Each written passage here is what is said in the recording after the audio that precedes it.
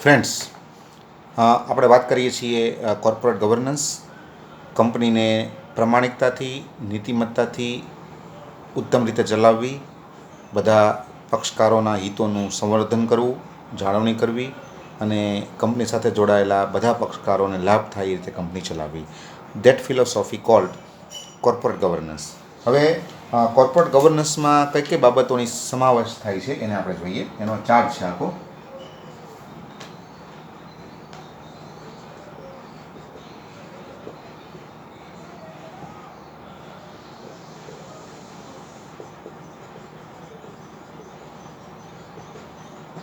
બરાબર, કોર્પોરેટ ગવર્નન્સમાં જે બાબતોનો સમાવેશ થાય છે એની આપણે વાત કરશું. બરાબર, 4 આપું છું.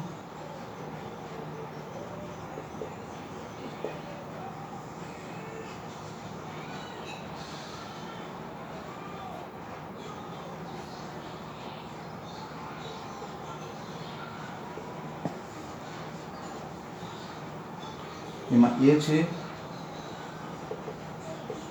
સંચાલક મંડળની રચના. બી છે નાણાકીય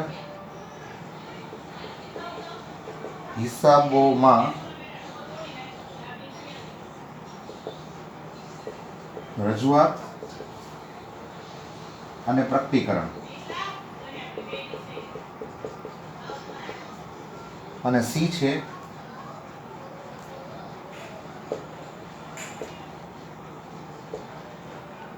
શેર હોલ્ડરના અધિકારો.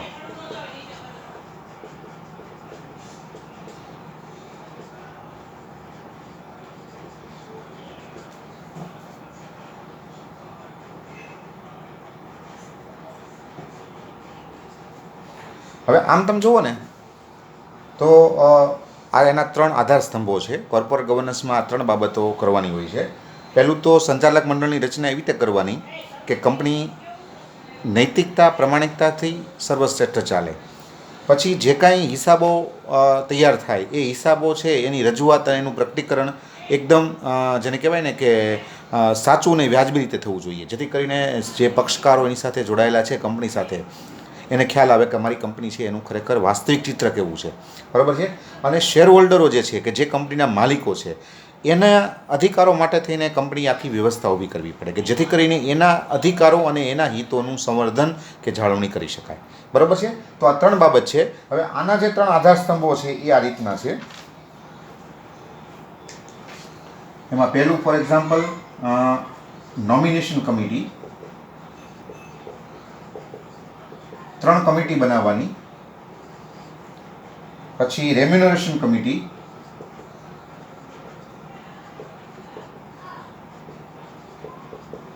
બરોબર. અને ત્રીજી છે ઓડિટ કમિટી.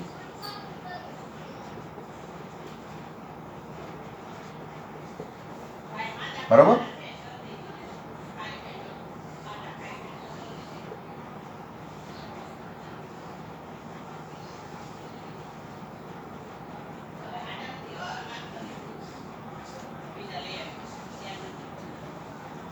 જો હવે સંચાલક મંડળ છે એમાં 3 કમિટીની રચના કરવી જોઈએ. બરાબર. એમાં પહેલું છે નોમિનેશન કમિટી. એટલે કે તમે વિવિધ પક્ષકારો જે છે કંપનીના એના એક ડિરેક્ટરને તમે એમાં સ્થાન આપો, એક વ્યક્તિને એમાં તમે તમારા સંચાલક મંડળમાં, એટલે કે જેને આપણે બોર્ડ ઓફ ડિરેક્ટર્સ કહીએ છીએ. બરાબર. Board of directors. બરાબર. તમે એમાં એને સ્થાન આપો. જેમ કે લેણદારો છે તો લેણદારોના એક પ્રતિનિધિ છે તો એને તમે તમારા સંચાલક મંડળમાં સ્થાન આપો. બરાબર છે.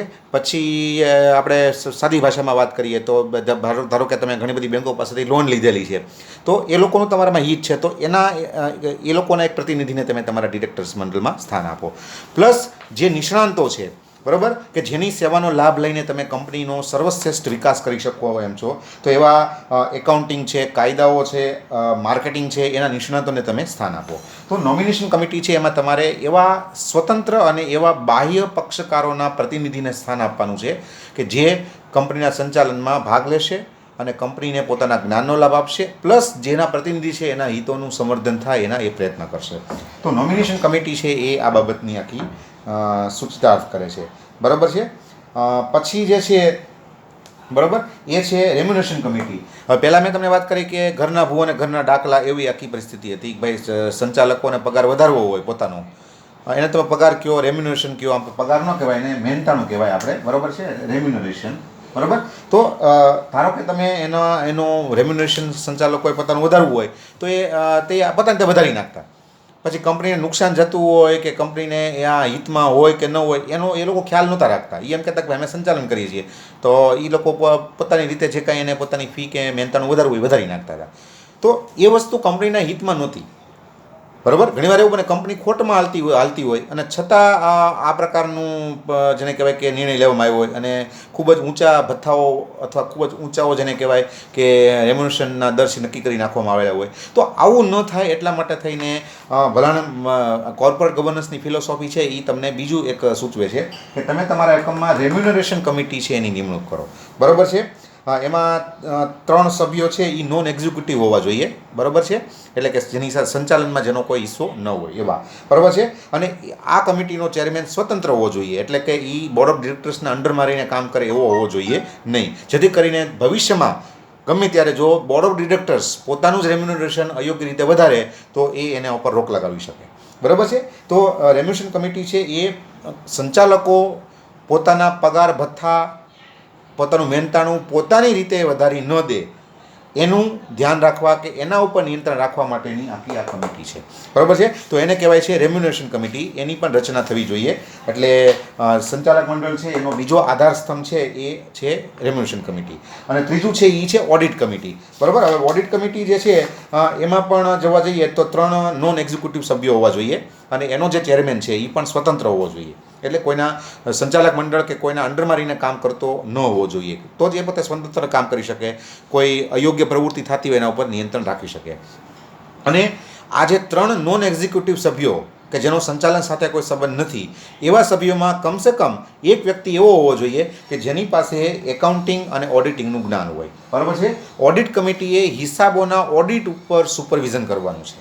બરાબર, ઓડિટરની નિમણૂક કરવાની હોય તો કે ઓડિટરની નિમણૂક કરવાનું કામ પણ આ કરશે.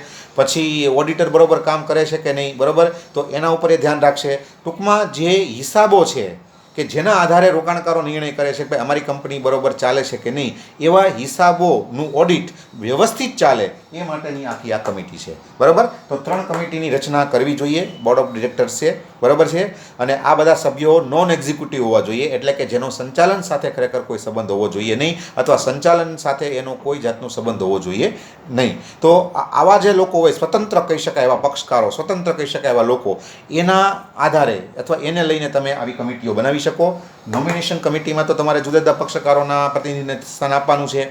જુદા જુદા ક્ષેત્રના નિષ્ણાંતોને પણ તમારે એમાં સમાવવાના છે, જેથી એનો જ્ઞાનનો લાભ મળે. રેમ્યુનરેશન કમિટી છે એ પગાર અને ભથ્થા કોના, તો કે સંચાલકોના પગાર ભથ્થા ઉપર એ ધ્યાન રાખશે. અને ઓડિટ કમિટી છે એ હિસાબો અને હિસાબોના ઓડિટ ઉપર પોતાનું ધ્યાન રાખશે. તો આ જે આખી બાબત છે એને કહેવામાં આવે છે કોર્પોરેટ ગવર્નન્સની ફિલોસોફી. બરાબર છે, તો આ સંચાલક મંડળની રચના આ રીતે કરવી જોઈએ. પછી નાણાકીય હિસાબો જે છે, બરાબર છે, એ નાણાકીય હિસાબોની રજૂઆત અને પ્રકટીકરણ છે એ યોગ્ય અને વ્યાજબી અથવા સત્ય રીતે થવું જોઈએ. બરાબર, કંપનીનું ચિત્ર જુદું હોય અને બતાવવામાં કંઈક જુદું આવે રોકાણકારોને, તો કારણ કે રોકાણકારોને તો હિસાબ સાથે મતલબ છે, એ હિસાબના આધારે નક્કી કરે છે. કોને આધારે નક્કી કરે છે? હિસાબના આધારે નક્કી કરે છે કે આપણી આ કંપની બરાબર ચાલે છે કે નથી ચાલતી, તો એ હિસાબના આધારે નક્કી કરે છે. તો હિસાબોમાં ઘણીવાર એવું મેં વાત કરી પ્રમાણે કે ભાઈ કંપનીનું ચિત્ર જુદું છે, બતાવવામાં કંઈક જુદું આવે છે. બરાબર છે, તો આવું ન થાય એટલા માટે થઈ અને હિસાબોની રજૂઆત અને એનું પ્રકટીકરણ યોગ્ય રીતે થવું જોઈએ. આ પણ કોર્પોરેટ ગવર્નન્સનો એક બેઝિક કહી શકાય એવો સિદ્ધાંત છે. બરાબર છે, અને એની જવાબદારી એટલે કે હિસાબોના જે કંઈ પાસાઓ છે, બરાબર, એને તપાસવાની સંપૂર્ણ જવાબદારી કોની છે? તો કે ઓડિટ કમિટીની છે. ઓડિટ કમિટી છે એ બધું જોશે અને કાંઈ ગોટાળા કે કોઈ છેતરપિંડી ભૂલો છે કે નહીં એને શોધવાનો પ્રયત્ન કરશે. અને ઇન શોર્ટ જે હિસાબો તૈયાર થાય એ યોગ્ય રીતે તૈયાર થાય, સાચા તૈયાર થાય અને સાચી રીતે રજૂ થાય એવા પ્રયત્નો છે એ કરવામાં આવશે. અને છેલ્લે છે શેર હોલ્ડરોના અધિકારોનું રક્ષણ કરવું. આ કોર્પોરેટ ગવર્નન્સનો ત્રીજો મહત્ત્વનો કહી શકાય એવો તત્વ છે. જે કોર્પોરેટ ગવર્નન્સની જે ફિલોસોફી છે એનો આ મહત્ત્વનો કહી શકાય એવો આખો કન્સેપ્ટ છે કે શેર હોલ્ડરોના હિતોનું રક્ષણ થવું જોઈએ, એના અધિકારોનું સંવર્ધન થવું જોઈએ. બરાબર છે. એટલે કંપની છે એણે રોકાણકારોમાં અથવા શેર હોલ્ડરોમાં વિશ્વાસ ટકી રહે એ માટે એણે આખું શું કરવું જોઈએ તો કે એવી વ્યવસ્થા ઊભી કરવાની, બરાબર, કે જેથી શેર હોલ્ડરોને એમ લાગે કે ભાઈ અમારી કંપની બરાબર ચાલે છે. શેર હોલ્ડરો છે એને એના જે હિતો છે, બરાબર, એનું રક્ષણ થતું જોવા મળવું જોઈએ અથવા ફીલ થવું જોઈએ. તો શેર હોલ્ડરોના અધિકારોનું રક્ષણ થાય, શેર હોલ્ડરોના હિતોનું રક્ષણ થાય એ માટે થઈને કંપનીએ વ્યવસ્થા ઊભી કરવાની છે. અને એ વ્યવસ્થામાં એણે શું શું કરવાનું છે તો કે ફોર એક્ઝામ્પલ રોકાણકાર ફરિયાદ નિવારણ બોર્ડ બનાવવાનું છે કે કોઈ રોકાણકારને કાંઈ ફરિયાદ હોય તો એને ફરિયાદ નિવારણ બોર્ડને એ પોતાની ફરિયાદ મોકલાવે, ગ્રીવન્સ જેને કહેવાય છે, અને પછી ફરિયાદ નિવારણ બોર્ડ છે એ એની જે ફરિયાદો છે એનો નિકાલ કરે. તો એની માટે થઈને આવું એક બોર્ડ બનાવવું જોઈએ. પ્લસ ઝડપી અને અસરકારક શેર ફેરબદલીની પદ્ધતિ અપનાવવી જોઈએ. એટલે કોઈ પણ વ્યક્તિ જ્યારે શેર ખરીદે તો ફટાફટ એનું નામ રજિસ્ટર થઈ જાય, કોઈ વ્યક્તિ શેર વેચી દે તો ફટાફટ એની જગ્યાએ બીજાનું નામ રજિસ્ટર થઈ જાય. એ પ્રકારની એકદમ ફાસ્ટ, બરાબર, શેર ફેરબદલીની પદ્ધતિ હોવી જોઈએ. બરાબર છે. પછી શેર હોલ્ડરો છે તો એને જ્યારે જોવે ત્યારે યોગ્ય માહિતી મળી શકે એ માટેની પણ આખી વ્યવસ્થા ઊભી કરવી જોઈએ. કારણ કે શેર હોલ્ડરો છે એને કંપનીના સંચાલન સાથે સીધો કોઈ કહી શકાય એવો સંબંધ નથી. બરાબર છે. તો ઘણીવાર શેર હોલ્ડરોને કોઈ માહિતી જોતી હોય, બરાબર છે, પછી શેર હોલ્ડર ધારો કે છે એને હિસાબો જોવા હોય, કોઈ માહિતી જોતી હોય તો એ એને જલ્દી અને ઇન ટાઈમ, બરાબર, ઇન ટાઈમ એને બધી માહિતીઓ મળી જાય તો એ પ્રકારની આખી વ્યવસ્થા છે એ ઊભી કરવી પડે. બરાબર છે. તો રોકાણકાર ફરિયાદ નિવારણ બોર્ડ, પછી અસરકારક અને ઝડપી શેર ફેરબદલીની પદ્ધતિ, પછી શેર હોલ્ડરોને માહિતી પૂરી પાડવા માટે યોગ્ય અને યોગ્ય સમયે માહિતી પૂરી પાડવા માટેની વ્યવસ્થા, આવા બધા પગલાઓ છે એ અહીંયા લેવા પડશે. શું કામ તો કે શેર હોલ્ડર્સ છે એના અધિકારોનું રક્ષણ કરવા માટે, એના હિતોનું સમર્થન કરવા માટે. તો આ જે આખું છે એ છે કોર્પોરેટ ગવર્નન્સનો આખો કન્સેપ્ટ. બરાબર છે. તો આમાં આટલી બાબતો સમાવેશ થાય છે. ફરી એકવાર, સંચાલક મંડળની રચના, એમાં તમારા 3 આવી કમિટીઓ બનાવવાની છે. પછી હિસાબો છે એનું યોગ્ય એની રજૂઆત થવી જોઈએ. હિસાબો પહેલાં તો યોગ્ય તૈયાર થવા જોઈએ અને પછી એને યોગ્ય રીતે રજૂ થવા જોઈએ. અને છેલ્લે શેર હોલ્ડરોના હિતોનું સંપૂર્ણપણે રક્ષણ થાય. બરાબર. તો એ માટેની જુદી જુદી વ્યવસ્થા અથવા એ માટેના જુદા જુદા પગલાઓ છે એ કંપનીએ સતત લેતા રહેવા જોઈએ. ઇન શોર્ટ, આ રીતે કંપની નૈતિકતાથી, મૂલ્યનિષ્ઠ રીતે, પ્રમાણિકતાથી ચલાવવી જોઈએ, ઉત્તમ રીતે ચલાવવી જોઈએ, બધા પક્ષકારોના હિતોનું સંવર્ધન કરવું જોઈએ અને દરેકને લાભ થાય એ રીતે કંપનીનું શાસન કરવું જોઈએ. આ ફિલોસોફી, આ થીમ, એને આપણે કહીએ છીએ કન્સેપ્ટ ઓફ કોર્પોરેટ ગવર્નન્સ. બરાબર. તો આ કોર્પોરેટ ગવર્નન્સનો ખ્યાલ છે જે આ રીતે તમે તૈયાર કરી શકો. બરાબર છે. તો આ છે એ કોર્પોરેટ ગવર્નન્સનો કેટલો ખ્યાલ છે.